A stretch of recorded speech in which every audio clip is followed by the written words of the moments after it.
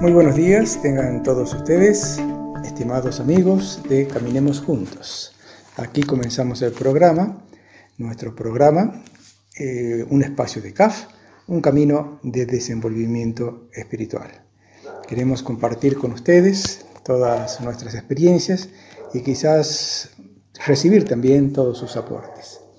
Aquí estamos en la mesa de trabajo, Félix, Miguel, quien les habla José, y siempre en los controles, ayudándonos desde la parte técnica, Roberto Molina.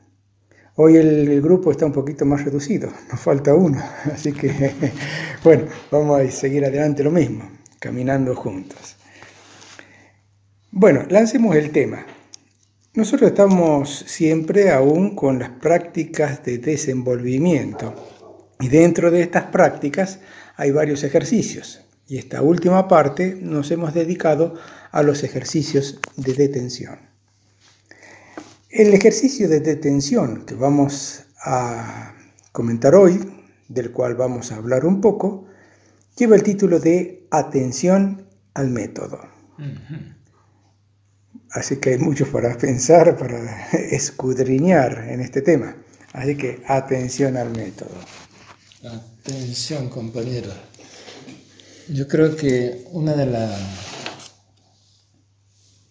las cosas principales, en realidad todo es importante en nuestra vida, pero hay momentos en que uno necesita, digamos, fortalecer algún aspecto, así como cuando hacemos ejercicios físicos, a veces necesitamos fortalecer alguna parte del cuerpo o relajar algún aspecto. Lo mismo nos pasa en la vida cotidiana, en nuestro camino de desenvolvimiento. El desenvolvimiento es permanente, digamos, es de todos los días, de todos los momentos, y es por eso que, si bien hay momentos especiales a los que nos dedicamos a algo determinado, constantemente estamos dentro de lo que nosotros llamamos el método, lo que acá se llama método de vida. Así como hay alguien que practica un deporte, es un exquisito, un especialista en el tema, un profesional, y todo está regulado para que él cumpla con sus objetivos, la comida, el sueño, el ejercicio, el descanso. Bueno, de la misma manera, cuando hay una búsqueda interior espiritual, hay un método es un camino que nos acerca al objetivo que nosotros buscamos.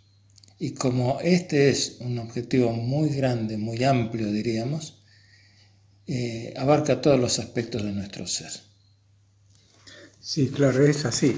Quizás todos tenemos una idea de lo que es método. A mí me gustaría también como ser un poquito más puntilloso en las partes así más precisas del método, que yo le denominaría técnica, porque me parece que el método es algo bien general, un diagrama, una estructura general de cómo vivir o cómo practicar un deporte o cómo organizar quizás la vida y los días.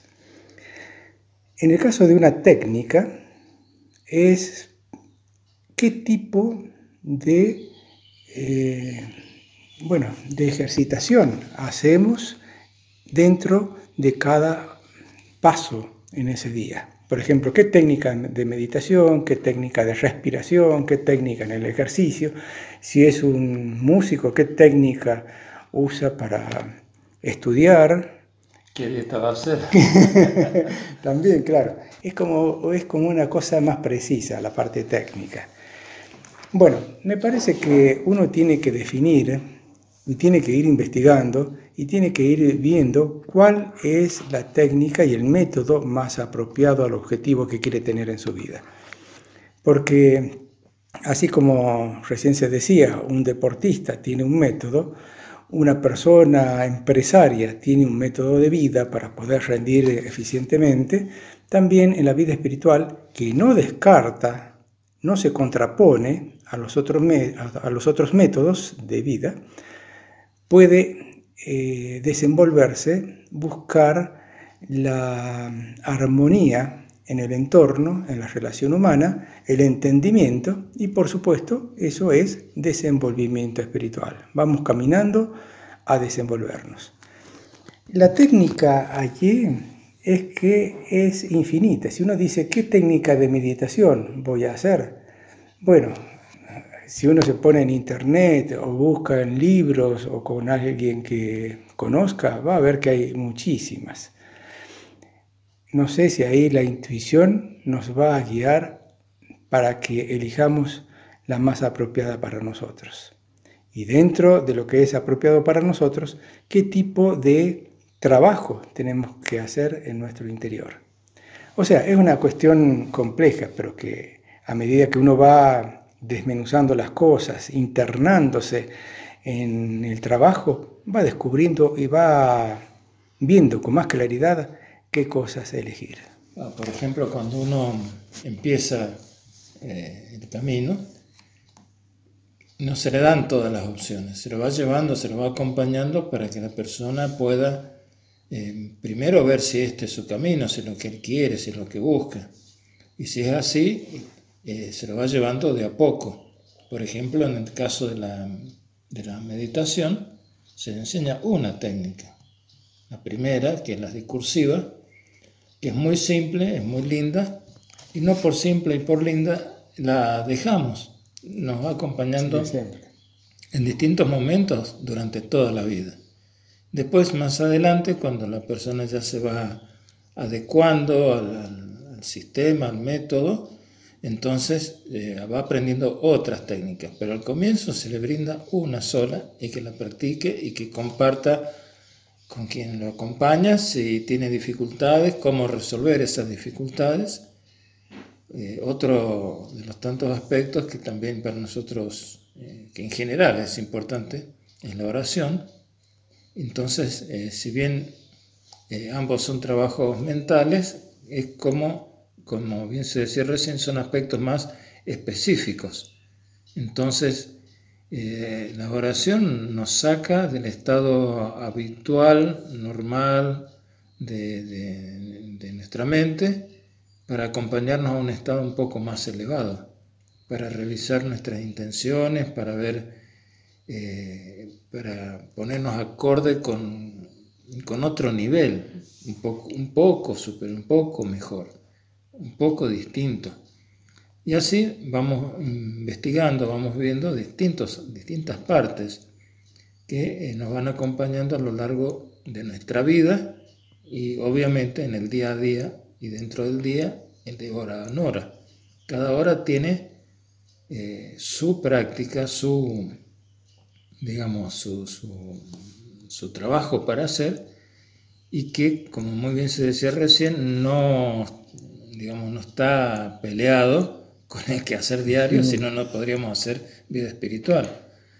Entonces tenemos obviamente nuestro trabajo, le dedicamos todo el tiempo que haga falta, que necesitemos, nos capacitamos si hace falta capacitarse, y todo eso está también dentro del método. Quizás ahí vamos descubriendo que la clave está más en el cómo, así, ¿qué me mueve a...? Sí, está bien. Me gustaría dar un ejemplo dentro del ámbito musical, que es más o menos el que conozco. Yo he visto, por ejemplo, chicos, jovencitos, que aman la música, aman a lo mejor tocar la guitarra, el violín, el piano, y son autodidactas. Les gusta mucho una música, van aprendiendo, ven un poquito de alguien, de aquí, de allá, pero me parece que cuando no hay una técnica que un buen profesor, la enseñe y la corrija, o cuando no hay un buen método dentro de esa técnica, o con esa técnica, un método, una disciplina para trabajar, el entusiasmo del chico lo va a llevar hasta un punto, porque no sabe, quizás naturalmente algunos sí, pero normalmente no sabe resolver pequeños, mínimos detalles que hacen que cuando uno educa el movimiento de los dedos, bueno, puede progresar y asumir obras mucho más importantes que la que haría si no tuviera ese método. Entonces quiere decir que es bueno tener en el ámbito espiritual, un buen orientador espiritual, sobre todo cuando uno inicia, porque quizás quienes conocen un poquito más, quienes tienen una mirada un poquito más amplia, porque ya han experimentado algunas cosas, entonces bueno, tomar esa enseñanza de quienes tienen buena experiencia para que nos conduzcan, nos guíen, nos señalen por dónde hay que seguir caminando juntos. Claro, por eso también es importante, como dentro de estos ejercicios que estamos viendo, que son prácticas de desenvolvimiento, el tratar de ver cómo estamos funcionando en un momento determinado y durante el día, justamente con respecto al método, con respecto a las prácticas que nosotros ya conocemos, y eso solo ya es un ejercicio de detención. ¿Cómo estoy haciendo esto? ¿Cómo estoy estudiando? Cuando, digamos, uno se aplica a una tarea determinada y le da un seguimiento, va encontrando, como bien se decía recién, distintas cosas que a veces son muy pequeñas, pero que cambian el final. Es decir, uno puede hacer algo de una forma determinada. Ya algunas veces es hasta por accidente que uno da con otra cosa y dice, ve, esto era mejor. ¿Pero por qué? Porque uno tiene que estar atento. Porque si en algún momento determinado uno ve que el resultado es distinto y es mejor, tiene que haberse dado cuenta qué cambió y en qué momento para ese resultado. Cuando hay esto más, obviamente, más en, supongamos, uno hace una receta de cocina y la receta que uno viene siguiendo dice una cosa y uno se olvidó de algo o le cambió algo o le dio más tiempo o menos tiempo o lo que fuera y le salió mejor. Pero si uno no sabe en qué momento pasó qué, y bueno, no va a poder repetir la comida, no va a poder hacer exactamente la misma receta. Bueno, cuando nos dedicamos a la vida interior, lo que aplicamos precisamente son como distintas recetas que nosotros vamos adecuando acorde con nuestras características. Hay personas que tienen más facilidad para una cosa que para la otra, quizás más facilidad manual que para el estudio y viceversa. Entonces no se puede dar la misma receta para todo el mundo porque se nos escaparía el potencial de la persona. Justamente lo que se busca es que a través de un proceso, digamos, medianamente programado, en que uno puede ir previendo los distintos movimientos, lo que va a hacer y a dónde quiere llegar, va transformando gradualmente nuestro ser.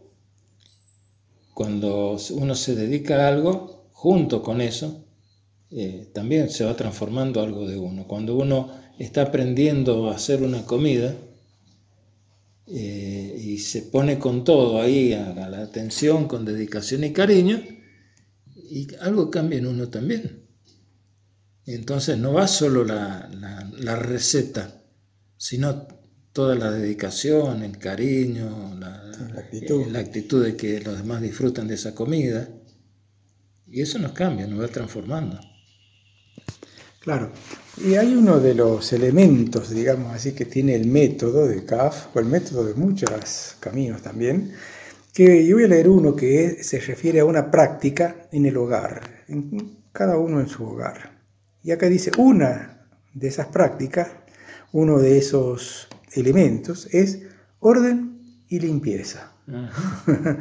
Y dice así al costadito, nuestra casa es nuestro templo. Uh-huh.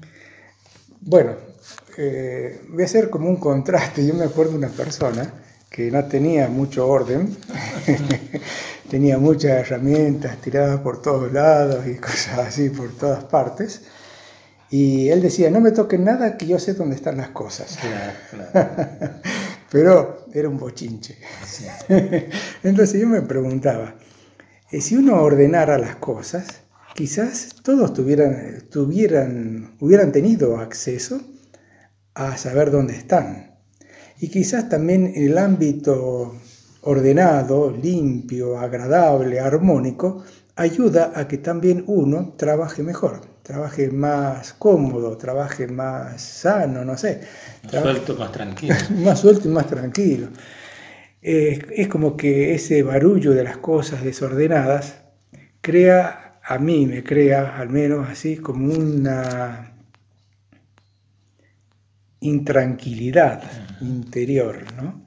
Entonces, cuando uno procura el orden y la limpieza y hace de su casa un templo, es como una reverencia a uno mismo, a la gente que habita la casa y a la gente que viene a visitar la casa, para que sea algo realmente agradable, sano, cómodo, confortable. Me parece que sería una linda práctica pensar bien cómo estamos haciendo nuestro orden y nuestra limpieza, en la casa, en la habitación, en el baño, en distintos lugares que ocupamos.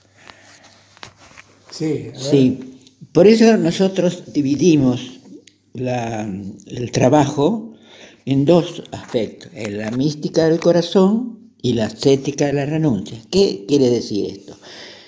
La mística del corazón consiste en inmovilizar el alma en el centro de su corazón y a través de la fijación interior llegar a la desaparición. Se nos ha ido un poquito más fuera, más adentro del alma. Está muy bien, claro, muy bueno. Un poquito más profundo en esa práctica del método. Bueno, no sé, ¿hay alguna otra cosa?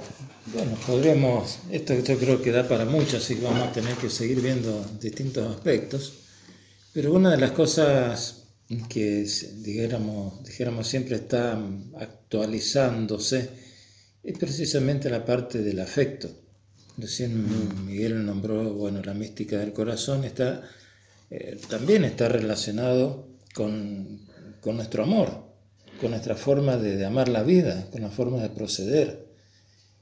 Hacer que los demás puedan también o compartir con los demás esa felicidad interior de estar en contacto con lo divino y poder transmitir esa paz que nosotros anhelamos para nosotros. Entonces es todo mutuo en ese sentido. No hay algo que uno pueda conquistar y que sea para sí mismo, no tendría mucho sentido. Cuando uno puede, compartir con los demás esa inquietud espiritual, esa búsqueda, puede compartir ese toque divino que nos da el trabajo interior, la oración, la meditación, acrecienta el afecto natural que tenemos hacia nuestros amigos, nuestros familiares, las personas más cercanas. Es como que ese afecto se purifica, cambia de nivel, se transforma en algo más sublime. Me animaría a decir hasta más sagrado. Mira, acá hay otro punto también del método de CAF que se refiere a la mesa. Y simplemente lo mando para que vamos reflexionando. Dice frugalidad. Y entre paréntesis dice levantarnos de la mesa con un poco de apetito. Es importante, es interesante. No comer a reventarse. Claro. No todos lo hacemos ni todos los días, pero sería interesante tener atención en esas cosas de la mesa. También para la salud de nuestro cuerpo, ¿no? Porque a veces uno quiere levantarse y se llena y después se arrepiente de haber comido tanto. O al revés, está tan apurado para irse a trabajar que come así nomás y después tiene hambre a mitad de camino. También. Bueno, es un elemento para pensar, reflexionar y trabajar lo que sea mejor para nuestra vida. Hacemos una pausa, vamos a escuchar música y seguimos aquí con ustedes y nosotros de este lado, caminando juntos.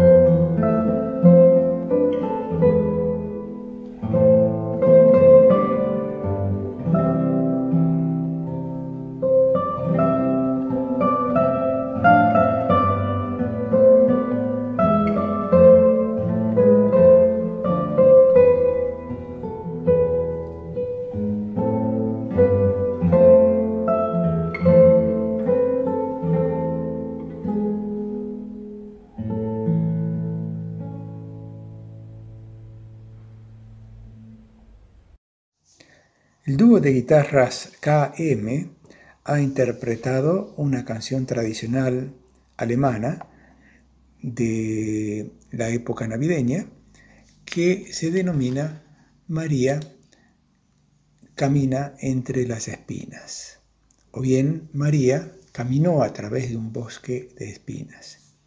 Es una canción de Adviento alemana. Por origen fue un canto de peregrinación que inicialmente se difundió de forma oral en el siglo XIX, comenzando en la Iglesia Católica de Eichsfeld. La primera versión impresa, conocida, tiene 7 estrofas y se encontró en 1850 en una colección de himnos. El origen real de la canción no está claro. Ocasionalmente esta canción está fechada en el siglo XVI, pero no puede probarse con exactitud. Han habido distintas versiones y ahora una adaptación por este dúo de guitarristas, una mujer alemán y un joven chileno, integran el dúo KM.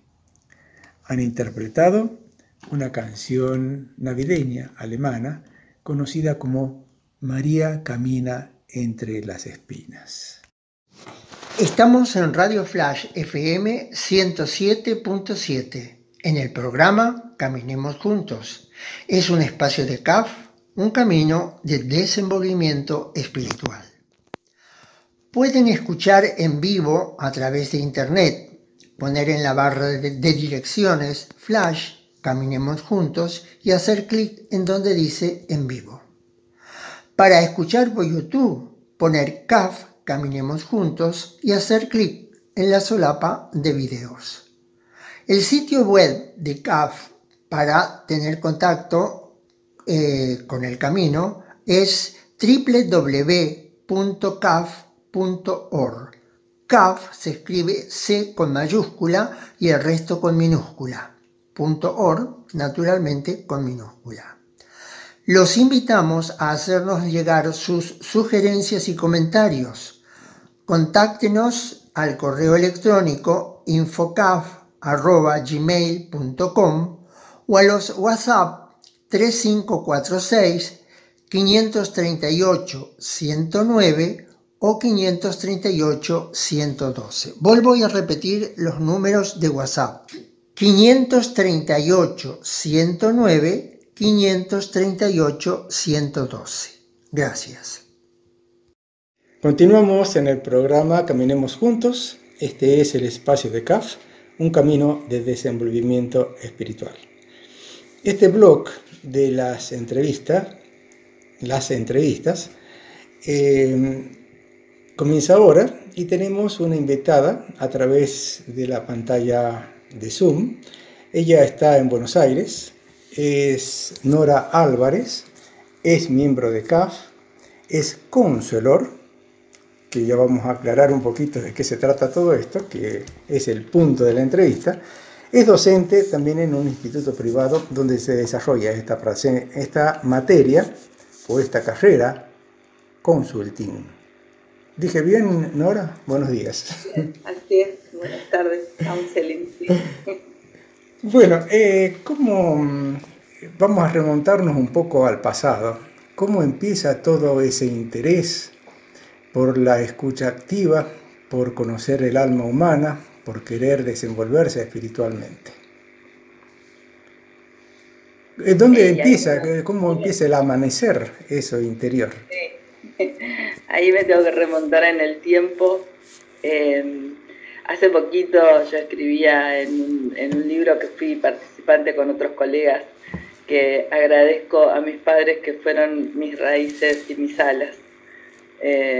Mi padre fue mis raíces, no tengo dudas hoy de eso. Y mi madre por su espíritu aventurero y por su capacidad de soñar fueron mis alas. Y han sido profundamente respetuosos desde muy chiquita de mi libertad, de mi ser buscadora. Y ese espíritu nació en la soledad y en en la introversión de la adolescencia. Fui una adolescente muy introvertida, me gustaba mucho la lectura y soñaba, pero soñaba sin buscar algo concreto, no era buscadora de objetivos, sino que mi alma siempre fue como un alma soñadora. Y así fue, perdón, sí. Y así fue como se contactó con CAF, ¿sí? ¿O con algún...? Ahora le cuento cómo me contacté con CAF. Yo empecé a estudiar medicina, en esa época se instauró lo que es que todavía está vigente, el CBC. Hacía poquito que se había implementado el CBC, y cursé el CBC en Ciudad Universitaria, de la Universidad de Buenos Aires. Y yo fui a una de las clases que me tocaba, y de pronto entró un joven, esto es una anécdota que compartimos entre muchos, entró un joven con lo que en ese momento era la moda, que eran los pulóveres punto inglés. Yo no sé qué pasó con eso, porque a mí no es que me llamó la atención el muchacho, a mí me llamó la atención el pullover. Pero fue una atención muy extraña, era como una energía, como una atracción, no lo puedo decir de otra manera. Yo estaba sentada unas gradas más arriba, él estaba sentado abajo. Cuando nos volvimos a encontrar la semana siguiente, yo tenía conciencia de ese chico por ese pullover. Nos hicimos amigos y con el correr de los años, pocos años, yo diría que menos de un año, yo ingresé a CAF a través del contacto con la mamá de él. Porque para mí era una mujer de valores muy, muy significativos. Se transformó rápidamente en un referente para mí, un referente de ética, de amor, de presencia. Era una mujer de una ética, así como una convicción de ser, que a mí me gustó esa persona. Y a través de ella ingresé acá. ¿Y después cómo sigue su trayectoria? Para hacer una pregunta más precisa, quizá después sabemos que ingresa al trabajo o al estudio como consuelo. No, medicina. No, claro, pero yo en la parte espiritual. Seguí estudiando medicina, en ese momento avancé, me puse a estudiar en simultáneo la tecnicatura para ser técnica radióloga en la UBA también. Y en un momento decidí que no era medicina mi carrera. Así que allí fue donde me puse en contacto con el counseling. Estamos hablando de varios años después ya. Sí. ¿Usted puede decirnos en qué consiste el counseling? Porque muchos conocemos muy poco o casi nada, y podríamos explicarlo un poquito a la audiencia. Es una carrera que forma para poder acompañar a las personas a ponerse en contacto con su potencial, para poder confiar profundamente en sus recursos internos, y desde allí yo suelo decir que las personas somos el problema, creamos el problema y somos quienes somos capaces de resolverlo. Entonces la escucha tiene esa capacidad, yo he descubierto realmente el mundo interior de los seres humanos a través de la escucha. No dejo de sorprenderme del poder que tiene sentirse recibido, sentirse visto, y a su vez escucharse a través de la palabra de quien te escucha. La escucha activa es eso, es escuchar con atención, con detenimiento, las emociones, las ideas, los valores, el contexto, la vida. Claro. Yo escucho la vida de la persona. Cuando usted tomó contacto con el counseling, no conocía obviamente quizás esa característica de la escucha. ¿Cómo es que sucede que usted elige esa carrera sabiendo que es lo que buscaba? ¿Qué era exactamente lo que buscaba?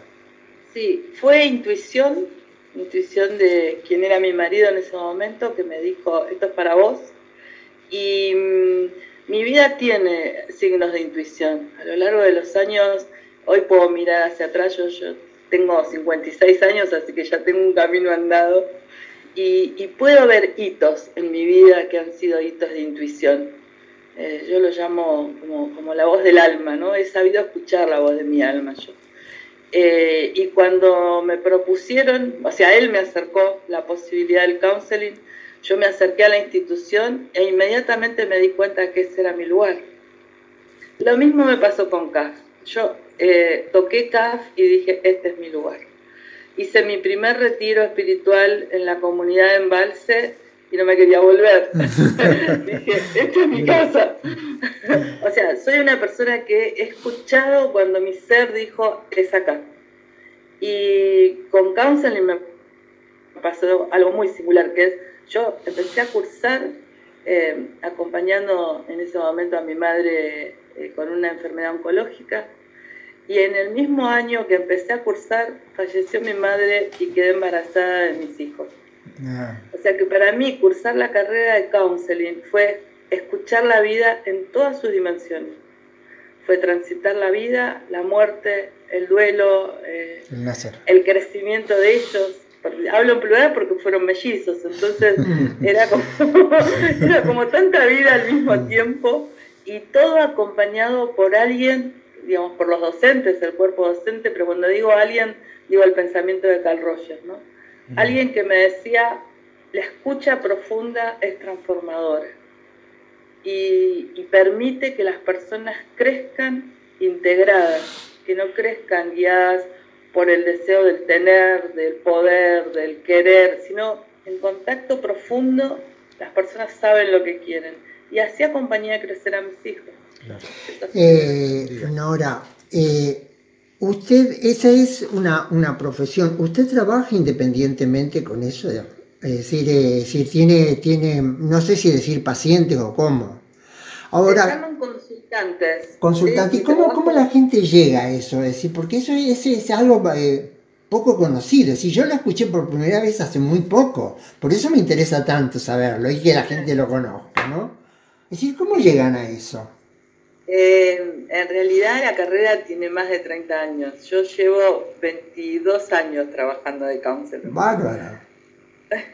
Y las personas llegan por boca a boca, llegan por referencias. Hoy las redes tienen mucha difusión, la carrera, la profesión, los profesionales de counseling nos damos a conocer a través de las redes. Fundamentalmente las personas llegan porque confían, porque ven resultados en sus procesos y porque recomiendan. Yo con mucha humildad lo digo, pero con mucho orgullo, así se lo digo a los alumnos. Yo vivo y vivo muy bien de esta profesión, porque hay personas que creen que no se puede. Sí se puede. Nora, para conocer un poquito también, ¿cómo es el consulting? ¿Cómo empieza todo este movimiento? ¿Quién lo genera? ¿En qué época? ¿Cómo fue el nacer de esta profesión? Digamos, la corriente teórica nace en Estados Unidos como el movimiento de psicología humanística, que viene a plantar las bases de una mirada filosófica existencial y de una mirada fenomenológica que deja de lado todo lo que uno cree saber y todos los prejuicios que tenemos para acercarnos a la realidad de una manera despojada. La mirada fenomenológica es eso, es allí está la vida y la miro sin prejuicios y veo lo que hay y lo valido. La mirada existencial propone, arrojados a la vida y siendo no definidos, sino un devenir permanente. Los psicólogos del siglo pasado, de mitad del siglo pasado, que fueron los psicólogos y los filósofos salidos de la Segunda Guerra Mundial y plantados en Estados Unidos y preguntándose, como si fuera hoy, ¿no? ¿A dónde vamos a ir a parar?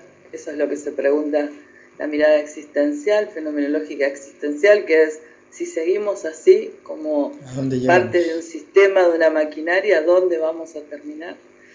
Y esto hace lugar a que surja lo que es la psicología humanística con exponentes como Maslow, Rogers y otros autores. En la Argentina, el que introduce el enfoque centrado en la persona, Carl Rogers es uno de estos exponentes de la psicología humanística, es Manuel Artiles. Manuel Artiles es un psicólogo que empieza a dar a conocer el enfoque centrado en la persona y crea una institución que se llamó CEPOR. y eran psicólogos que se empezaban a formar en esta corriente. Uno de esos psicólogos se llama Andrés Sánchez Bodas, él es contemporáneo, es dueño de una institución de counseling, fue quien fundó Olos Capital en su momento con otras 3 socias, y él crea la carrera de counseling, ve la posibilidad que se le abre a las personas de poder consultar no por un problema que tenga que ver con una... cuanto más atrás vamos en el tiempo, más se hablaba de patología, de enfermedad y de otros criterios, ¿no? Hoy cada vez más pensamos... Andrés Sánchez Bodas escribe un libro que se llama... Es una pregunta el título, es ¿crear salud o curar enfermedad? Ese es el primer libro de counseling que yo recibí. Interesante. Y dije, sin duda, crear salud, ¿no? La enfermedad aparece y cuando aparece, bueno, hay que tratarla.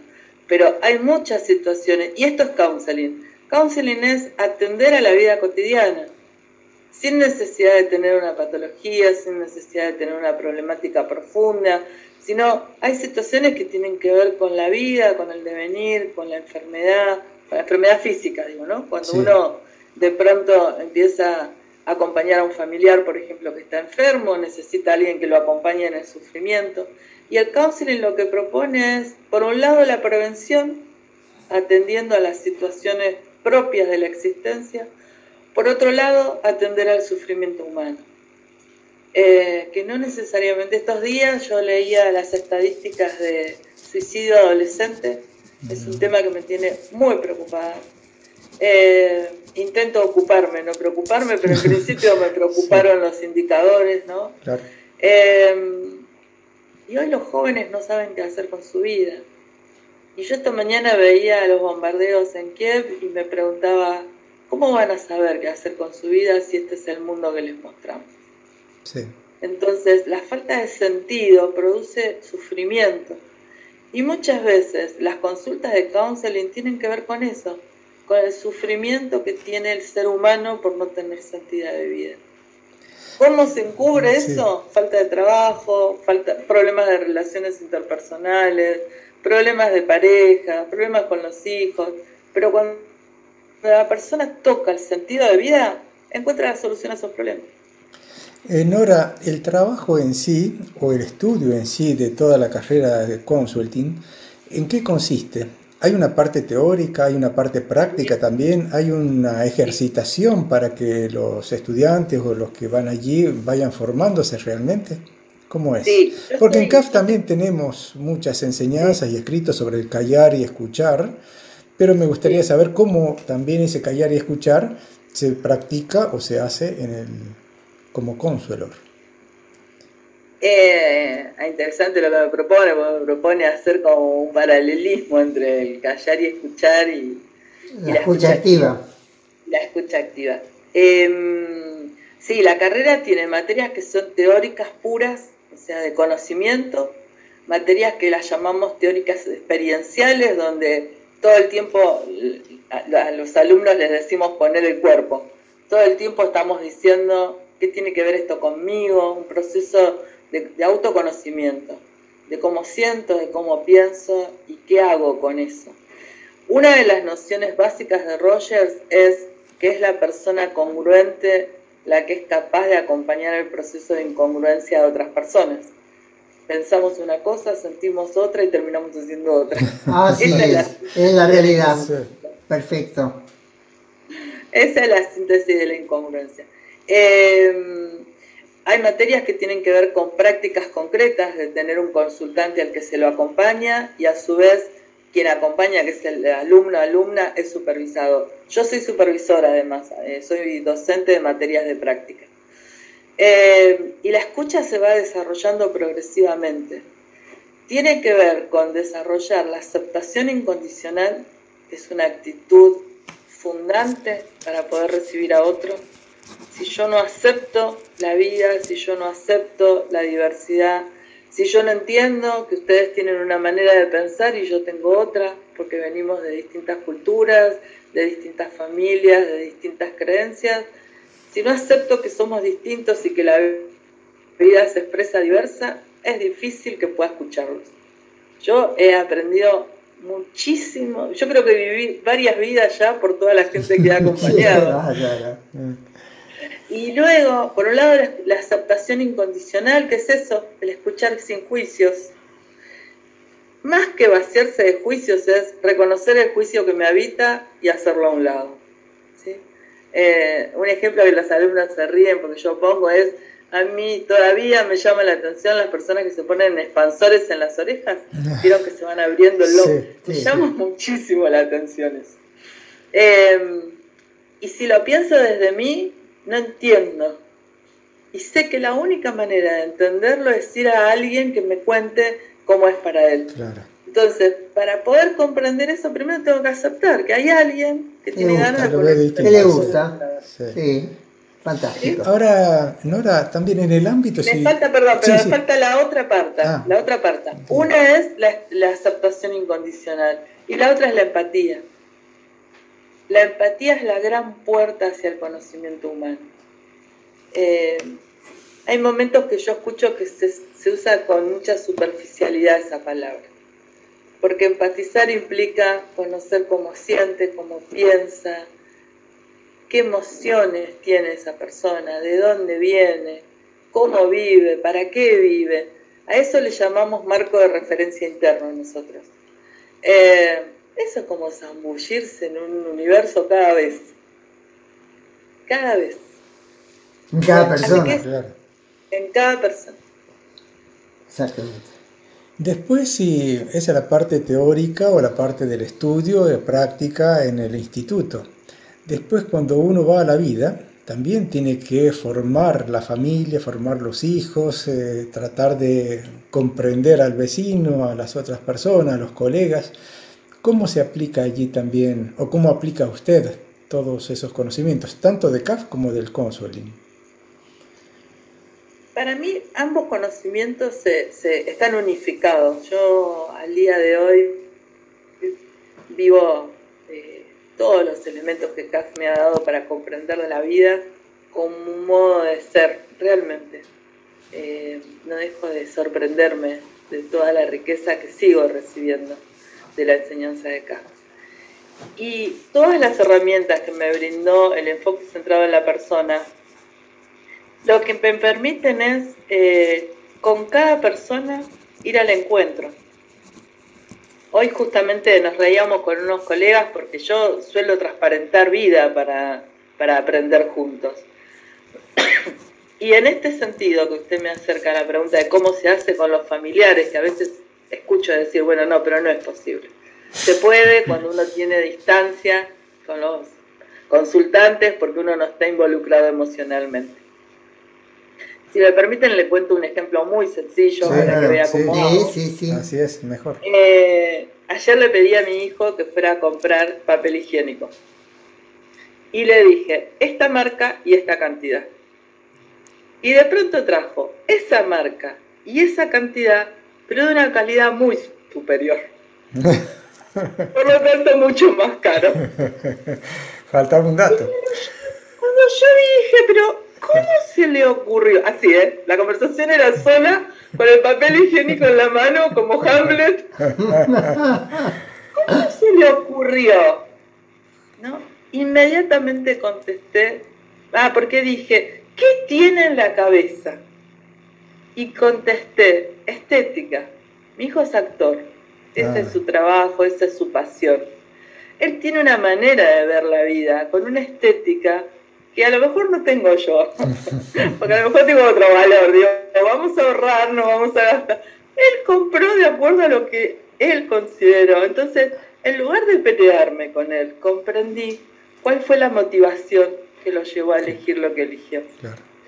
Entonces, desde algo que puede ser así, perdón si el ejemplo es demasiado... No, me parece bárbaro, sí. bien objetivo y práctico. Desde algo que puede ser así, como cómo se elige un papel higiénico, a pensar cómo se elige el trabajo que una persona tiene, o cómo tienen opciones tan distintas a las mías.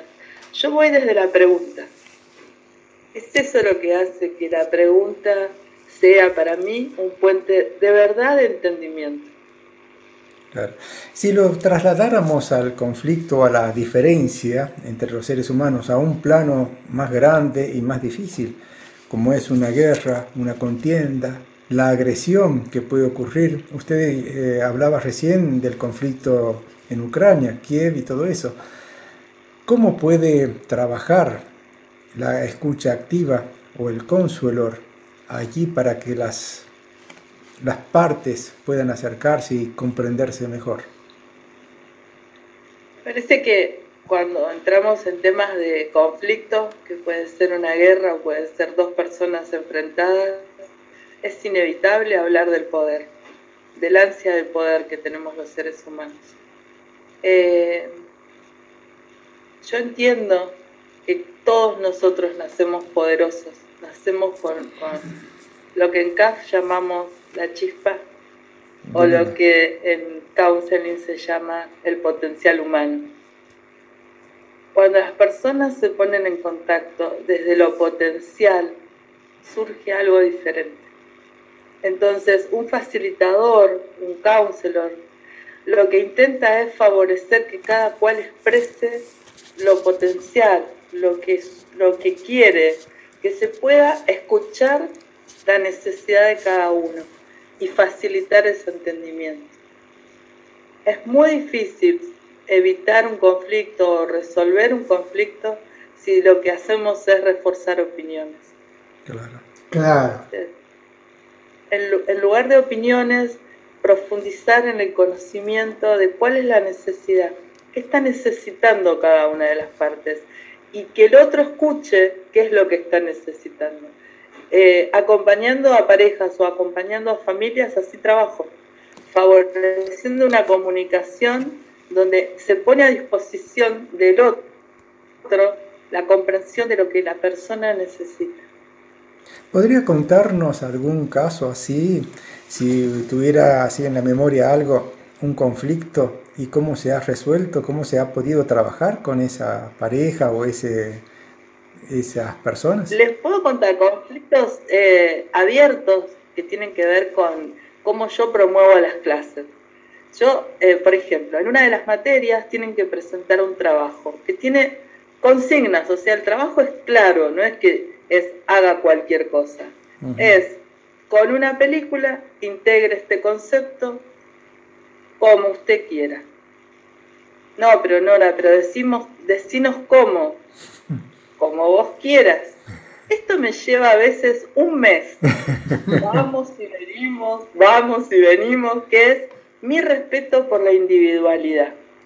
Me han dicho cosas fuertísimas, pero yo sé que no me lo dicen a mí. Están peleando por la búsqueda de su propia libertad, que no saben cómo.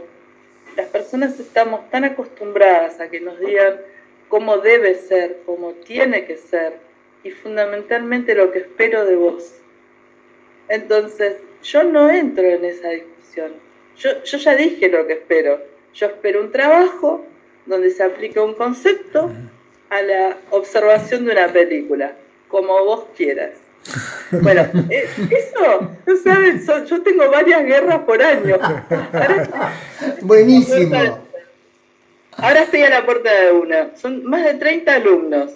Ya sé lo que se viene, que es, bueno, pero estos procesos que duran un año, empiezan por lo general en marzo y terminan en noviembre, son 2 materias, o empiezan en julio y terminan en agosto del año siguiente.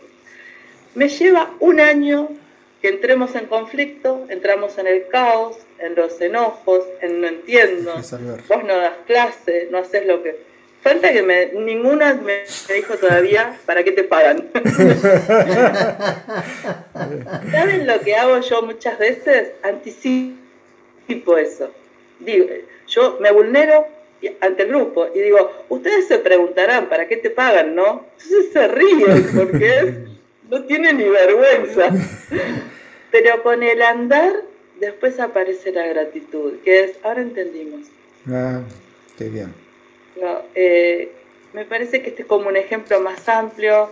Por ahí si tengo que entrar en un ejemplo personal tendría que pensar algo que no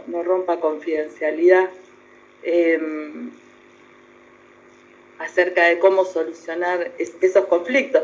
Lo que les conté hoy fue, yo evité un conflicto con mi hijo, porque podríamos habernos peleado, claro, porque gastó más de lo que yo esperaba. Pero cuando yo comprendí por qué él había hecho lo que había hecho y desde dónde había elegido, en mí se disipó el conflicto. Nora, me parece fantástico lo que dice respecto a la vulnerabilidad. Es decir, yo me hice vulnerable, me hago vulnerable. Entonces, es como los animales. Dice, cuando dos animales están en lucha y uno dentro de eso le ofrece el cuello al otro, el adversario se para. Me dice, en el caso de los zorros o de los, no me acuerdo, de los coyotes o algo, ese adversario que teóricamente podía morderlo y matarlo al contrincante se sube en la parte más alta porque están peleando por el territorio y este otro se retira. Pero es así, esa es la vulnerabilidad y eso es tan importante y generalmente nos pasa desapercibido, ¿no es cierto? Es que yo por eso sentí que el enfoque para mí es una manera natural y ya cotidiana de vivir como yo elijo vivir, que es bajo las posibilidades que CAF me dio. De una manera integrada, de una manera libre, de una manera confiada. Y el enfoque lo que plantea es que nosotros nacemos con la capacidad natural de desplegar todo nuestro potencial y que la necesidad de amor y de estima nos hace vivir condicionados. Brené Brown dice que pagamos, el precio que pagamos por el amor es nuestra propia libertad y entonces vivimos la vergüenza de no ser quienes realmente somos. Yo vivía esa vergüenza cuando era adolescente, era introvertida, era vergonzosa. Por eso el primer contacto con CAF fue como volver a ese lugar que me dijo, acá hay confianza, acá hay una voz que dice, vamos por acá. Y luego, en el trabajo con counseling, lo que aumentó fue la capacidad de autoescucha. Y cuanta más autoescucha, más confianza. Y cuanto más confianza, más poder. Pero no es un poder sobre otros, es un poder de vulnerarse, esto que usted dice. Es confiar que la vida ofrece posibilidades todo el tiempo. Quizá una última pregunta, porque ya se nos está yendo todo el tiempo, Nora. Con respecto a los jóvenes de hoy, usted dijo en un momento, ¿qué le estamos dando? Si ven por la televisión la guerra, la violencia, los robos, la inseguridad. El suicidio. ¿Cómo ve a los jóvenes ahora? ¿O se puede instruir a toda la generación para que pueda cambiar el mundo? Yo creo que los jóvenes necesitan que nosotros hagamos espacio para que ellos se expresen. Que dejemos de pedirles, que dejemos de poner expectativas en ellos, que nos animemos a confiar en que ellos están creando el mundo que nos va a tocar vivir a nosotros la última parte de nuestras vidas y que ellos van a ser quienes van a construir este mundo. Yo tengo profunda confianza en los jóvenes. Y esto que le dije hoy, para mí el ejemplo de hoy, que es ¿qué tiene en la cabeza? Y pude decir, tiene una estética diferente. Yo creo que lo que los jóvenes necesitan es que los dejemos crear. Yo escucho muchos jóvenes que hace un tiempo escuché algo que me pareció maravilloso. Unos chicos que iban por el norte de la Argentina y vieron un montón de neumáticos, de esos que se apilan y que cuando se queman contaminan. ¿Sí? Y uno de ellos volvió sobre los pasos y se dio cuenta que con esos neumáticos se podían hacer las suelas de las alpargatas. Y tiene un microemprendimiento, hoy me parece que es un poco más que un micro. Un emprendimiento con suelas de alpargatas con caucho reciclado. Y hay muchos jóvenes así en el mundo. Creo que lo que necesitan es que confiemos, que que surjan oportunidades, Darles que los espacio. adultos dejemos de destruir, eso necesitan. Yo me pregunto en estos días, por lo que les dije antes, cuáles son los canales que yo tengo que abrir en mí para entrar en contacto con ellos. Porque mi experiencia en retiros abiertos de CAF son maravillosos. Son maravillosos. Bueno, llegamos al final, Nora, pero este final es la puerta para otras futuras entrevistas porque hay Realmente una puerta muy grande muy bueno. para seguir trabajando. Estaba pensando, digo, ¿qué le diría usted a la gente cuando se siente en conflicto o cuando se sienten atadas? Pero realmente si la escuchan a usted en este programa, creo que tienen todas las respuestas que necesitan. Yo a una persona que se sienta atada, le diría que se siente, que se quede un ratito en silencio y escuche la profundidad de su ser. Que no le tenga miedo, o me corrijo, mejor dicho, porque uno va con miedo. Que se deje acompañar por el miedo y se escuche. Que ahí va a encontrar respuesta. Y que no se quede sola, eso le diría. Que pida ayuda, que busque personas que no le digan lo que tiene que hacer, sino que la acompañen a escuchar a su corazón, porque el corazón le va a decir lo que quiere. Fundamentalmente le va a decir lo que quiere, no lo que tiene que hacer. Cuando escuche lo que quiere, ahí va a encontrar el cómo hacerlo. Fantástico. Bueno, una última semillita a lo que usted decía de los neumáticos. He visto una escultura, para ver lo que es el reciclaje, una escultura hecha con neumáticos, donde los neumáticos están totalmente suspendidos en el aire. Hay como 6 o 7 neumáticos que el artista, mediante una combinación de hilos plásticos que prácticamente no se ven y varillas rígidas, consigue una tridimensionalidad extraordinaria y los neumáticos están suspendidos. Cuando usted lo ve de lejos, dice, pero esos neumáticos están en el aire, porque usted no ve, simplemente ve las varillas, pero no ve qué es lo que pasa detrás. Es decir, eso muestra cómo, es decir, cosas insignificantes, así como uno puede hacer un emprendimiento, puede hacer una obra de arte.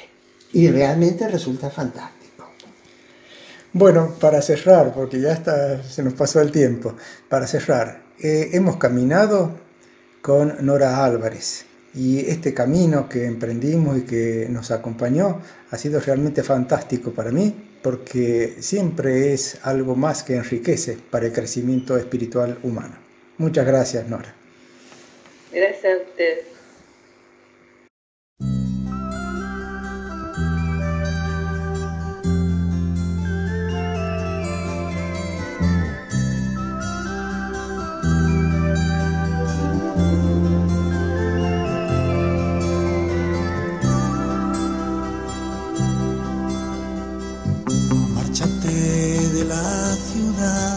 Pequeño gorrión,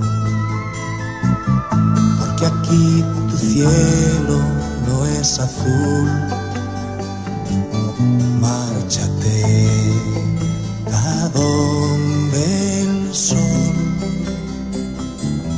brille más, gorrión, y al volar vio que una nube gris cubría la ciudad. Se marchó en busca de las flores y voló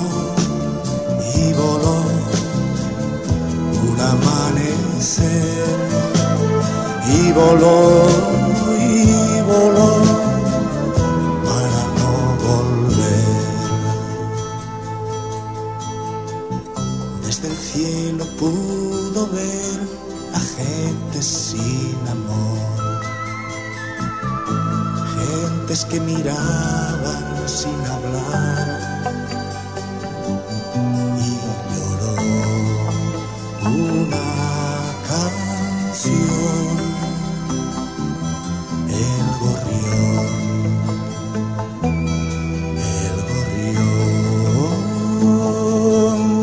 márchate, porque la gente aquí no escucha tu canción. Márchate en busca de las flores y voló un amanecer y voló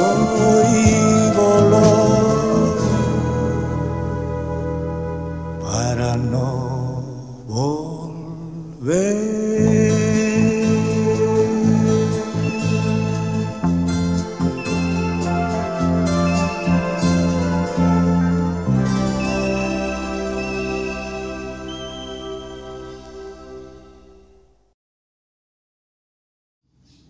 El pequeño gorrión, una canción de José Luis Perales. Este cantante, José Luis Perales Morillas, nació en el municipio de Castejón, en la provincia de Cuenca, España, en 1945. Dijimos, es un cantautor, productor y autor español. Es uno de los autores más prolíficos y exitosos en la escena española. Es interesante ver en su vida que pasó sus primeros 16 años en su ciudad natal, Castejón, y en 1961 se mudó a Sevilla. Cursó estudios de electrónica en la Universidad Laboral de Sevilla y tras concluir la maestría industrial se trasladó a Madrid para estudiar peritaje. Durante sus tiempos de estudiante, empezó a escribir canciones, al principio solo para sí mismo o para otros intérpretes, hasta que el productor, llamado Rafael Trabucchelli, lo convenció de grabar sus propias canciones. Ahora cuenta con una extensa, larga trayectoria, más de 45 años en el mundo de la música, y ha recibido reconocidos premios por su labor, por su talento artístico. La canción entonces, El pequeño gorrión, de José Luis Perales. Vuelos CAF, Conciencia de Radio. Está totalmente renovado, solo se puede ver por internet y en vivo se puede chatear durante el programa con ellos. Todos los miércoles de 21 a 22 horas por radio streaming. Para escuchar www.lapropuestaradio.com, todo con minúscula. En YouTube, La Propuesta Radio, streaming, vuelos CAF, Conciencia de Radio. El equipo está totalmente renovado, nuevos temas, nuevas imágenes, nuevos personajes que integran el equipo. Vale la pena escucharlo. Los reportajes son súper interesantes. Estamos en el programa Caminemos Juntos, el espacio de CAF, un camino de desenvolvimiento espiritual. Y bueno, llegamos a la tercera y última parte del programa, donde vamos a comentar algunas historias. Esta es una historia que, bueno, llama la atención porque es muy curiosa. Yo te escuché decir alguna vez que la suerte no existe, que lo que existe es el esfuerzo. ¿Ah, sí? Claro, tuvo suerte en el examen, no, estudió. Claro. Le fue bien porque estudió. Bueno. ¿No es cierto? Entonces, sí. ¿existe o no existe la suerte? En ese caso estudió y tuvo suerte. Tuvo suerte. Hay otros casos, yo me acuerdo de un estudiante que no estudió todo. Estudió algunas bolillas, algunas unidades de esa materia y le tocó la que sabía. Entonces se desplegó con toda la grandeza, quedó re bien como si hubiera estudiado todo. Ajá. Tuvo suerte. Tuvo suerte, tienes razón. Bueno, esta vez, este es una historia de un hombre con buena suerte. Esto es actual. Un profesor de música de origen croata, de Croacia, está en la península balcánica, Croacia. El hombre se llama Fran Selak Y se le dice en la noticia que leímos que se le podría llamar un tipo con buena suerte. Ajá. ¿Por qué? En concreto, en resumen, dice, engañó a la muerte 7 veces. Y además ganó la lotería. Tuvo suerte. Bueno, ¿qué es esa suerte? Sobrevivió a distintos accidentes. Sobreviviente nato, dice, tuvo su primera experiencia cercana a la muerte en el año 1962. Resulta que viajaba en un tren de Sarajevo a Dubrovnik y el tren se descarriló. Vaya a saber por qué asunto.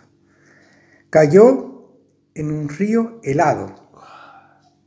En ese momento, 17 pasajeros se ahogaron, perdieron la vida. Pero Selak no falleció. Tuvo un estado de shock, sufriendo por la hipotermia, por el frío, el agua helada, y además llegó a la orilla del río nadando con un brazo roto. Bueno, ahí se esforzó. Bueno, se esforzó. Bueno, quedó vivo y se esforzó para salir. Un año después, o sea, 1963, Selak escaparía otra vez de la muerte. Su avión en el que viajaba se estrelló. ¿Y qué pasó? 19 pasajeros murieron. Selak sobrevivió. Salió disparado cuando ocurrió el accidente.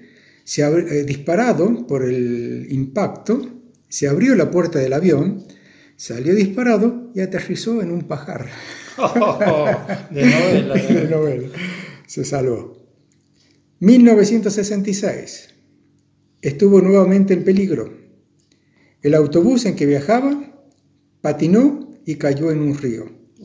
4 personas se ahogaron. Selak sobrevivió con algunos cortes y magulladuras menores. Se salvó. Seguimos a 1970. El automóvil en que viajaba Selak se incendió en la autopista. Algún desperfecto hizo que empezara una combustión en el motor y encendió fuego. Con algunos segundos abandonó el auto, el vehículo, salió corriendo y el auto explota desde el tanque de gasolina. No queda nada. O sea, él salió corriendo. Justo. 1973, quinto accidente. Una bomba de combustible defectuosa prendió fuego a su automóvil, otra vez el automóvil, y se chamuscó, perdió la mayor parte de su cabello.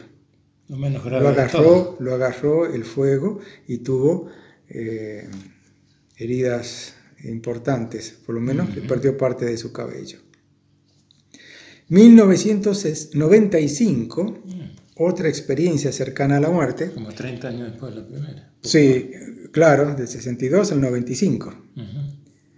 Un autobús en Zagreb, no sé cómo se pronuncia, esa capital, lo atropelló, pero salió relativamente ileso. Magulladuras leves. Y una vez más, después, mientras conducía por las montañas, dobló una esquina y se vio con un camión de frente que venía hacia él. Dobló una curva y de golpe, sorprendente, apareció un camión. Se desvió para evitarlo. Selak saltó del auto en el último minuto, cuando el auto, se precipitaba por una barranca en unos 300 o 400 pies hacia abajo. Se acerca a la barranca y ve en el fondo que el auto explota en una bola de llamas. ¡Qué bárbaro! Bueno, 7 muertes. Sí, de película.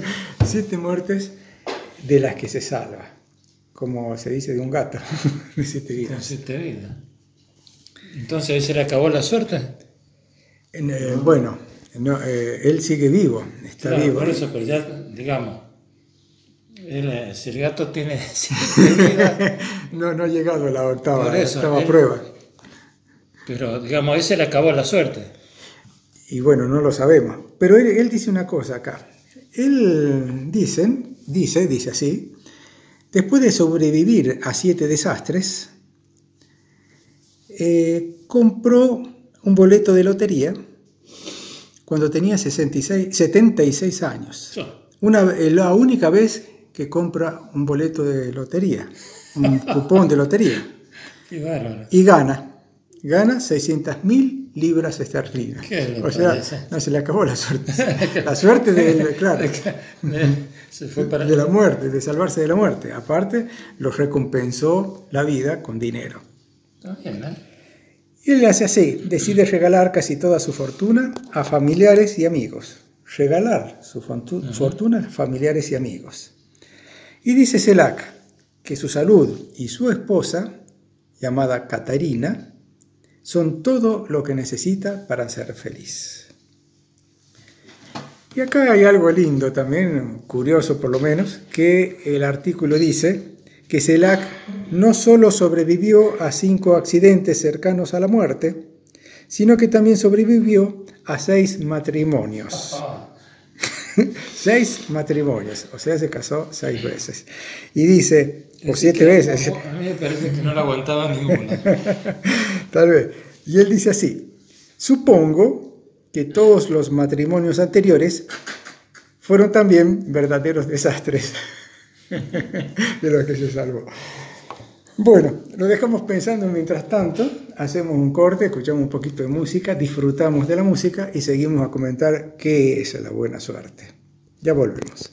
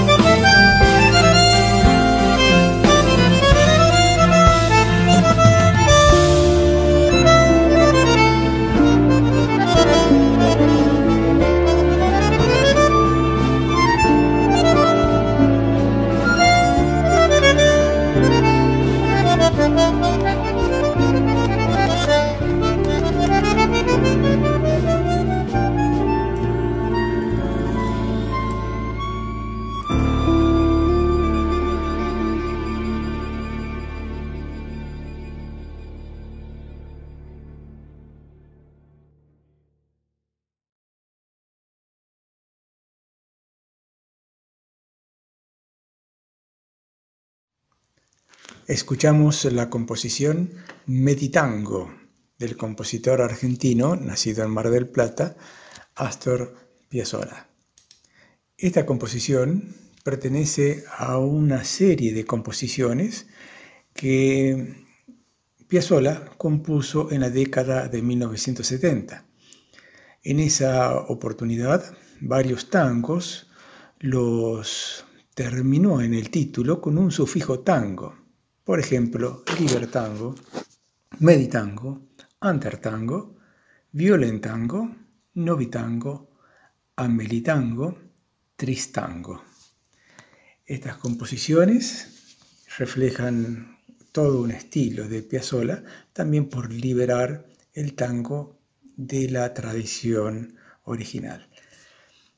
En esta oportunidad se ha escuchado Meditango, interpretado en bandoneón por Danilo Cernotto, acompañado también por guitarra, piano, bajo eléctrico y batería. De Astor Piazzolla, entonces, la composición Meditango. Bueno, y continuamos con el tema de la buena suerte. Esto me hace acordar a un viejo cuento que hemos comentado alguna vez. Y bueno, lo vamos a sintetizar un poco para no hacerlo demasiado largo. Y es en un país hipotético en que hay un rey, y en este país hipotético hay un hombre ya casi anciano con su hijo joven. Y este hombre pierde un caballo. Entonces los vecinos vienen a lamentarse, a acompañarlo y a llorar un poco con él para, digamos, condolerse de la mala suerte de haber perdido ese caballo. No se sabe dónde está. Y él dice, buena suerte, mala suerte, ¿quién lo sabe? Los otros no lo entienden mucho, pero bueno, se van. Al poco tiempo el hijo encuentra el caballo y viene con toda una recua, es decir, un conjunto de yeguas que ha encontrado el caballo, y las yeguas lo siguen al caballo, así que ahora tiene toda una tropilla. Así que otra vez los vecinos vienen a felicitarlo, que qué bien, qué suerte, qué buena suerte, qué alegría, bueno, brindan y todo.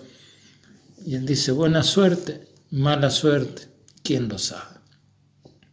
Entonces el hijo se pone a domar una de las nuevas yeguas para poder trabajar con ella, y lo tira, y se quiebra una pierna. Entonces vienen otra vez los vecinos y dicen, qué mala suerte, estamos lamentando este hecho. Y el hombre simplemente les dice, buena suerte, mala suerte, ¿quién lo sabe?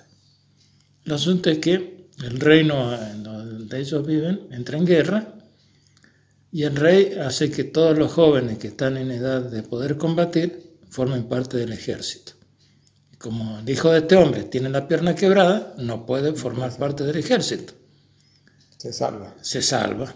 Entonces vienen todos los vecinos contentos a felicitarlo porque su hijo no va a ir a la guerra. Entonces él dice, buena suerte, mala suerte, ¿quién lo sabe?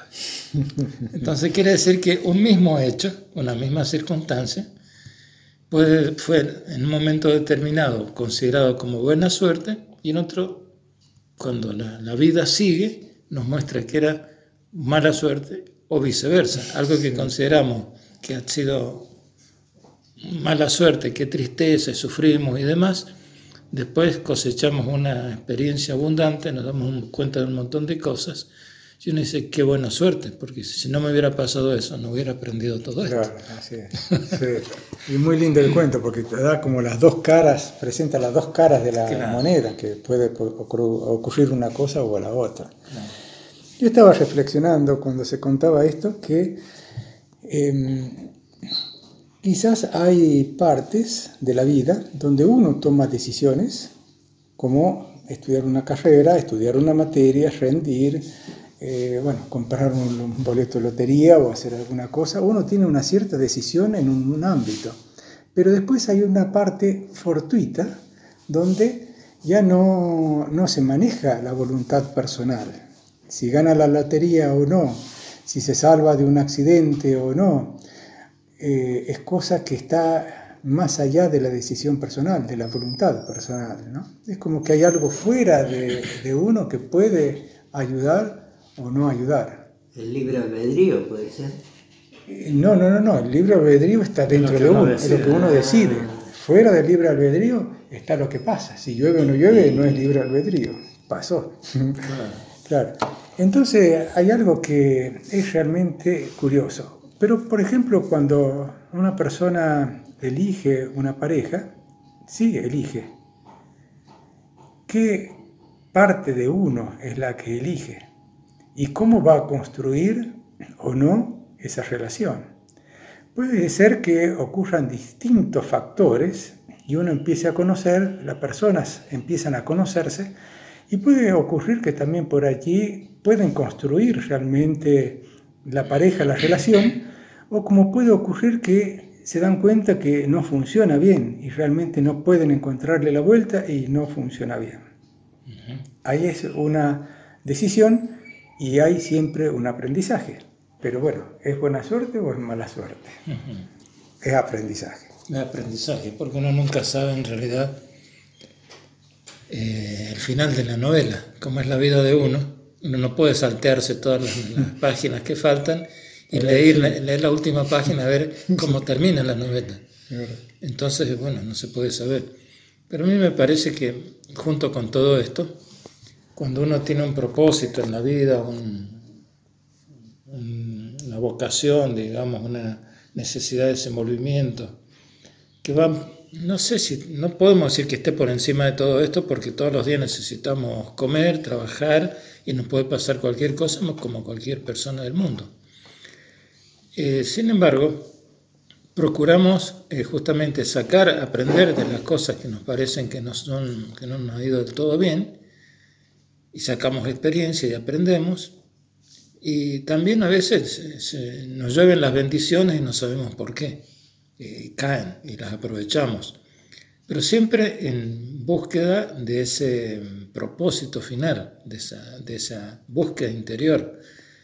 Entonces yo creo que desde esta óptica todos los caminos nos llevan al fin que nosotros estamos buscando, a realizar lo que nosotros queremos realizar, con más tumbos o con menos tumbos, con más alegría o con menos alegría, sí. Con más fuerza o con menos fuerza, con más años o con menos años. Pero si uno tiene ese propósito firme, siempre aprende, siempre transforma algo, siempre sigue avanzando. Y yo diría que de alguna manera está un poquito por encima de la suerte. Si uno tiene buena suerte, bueno, la aprovecha. Y si tiene mala suerte, trata de ver qué puede hacer para sacarle provecho a esa mala suerte. Claro, aprender de eso. Yo me acuerdo de una escena de la película, una película en que se cuenta la historia de Aquiles. Uh-huh. Esa mitología dice que Aquiles, bueno, era una persona muy fuerte, solamente parece que el talón era la parte vulnerable. Bueno, mataba a casi todos con los que se enfrentaba. Y hay una de las amantes que tenía él que también le pregunta si quiere seguir siendo guerrero. Uh-huh. Y él es como que, no me acuerdo bien cuál era la situación en sí, pero él responde, ¿y si uno vive 40 años más o 40 años menos? ¿Cuál es la diferencia? Uh-huh. La muerte está la muerte. Aprendemos y hacemos lo que tenemos que hacer en la vida. Uh-huh. Algo así. ¿Qué tal? Para pensar, ¿no? Muy interesante. Muy bien. Bueno, creo que hemos llegado al final del programa. Esperamos que haya sido buenas los planteos para reflexionar, para poder investigar, para poder crecer realmente en el desenvolvimiento espiritual. Que de todas maneras tengan buena suerte. Tengan buena suerte, claro. Bueno, los esperamos el próximo domingo aquí en Radio Flash a partir de las 9 horas. Muchas gracias por caminar junto a nosotros.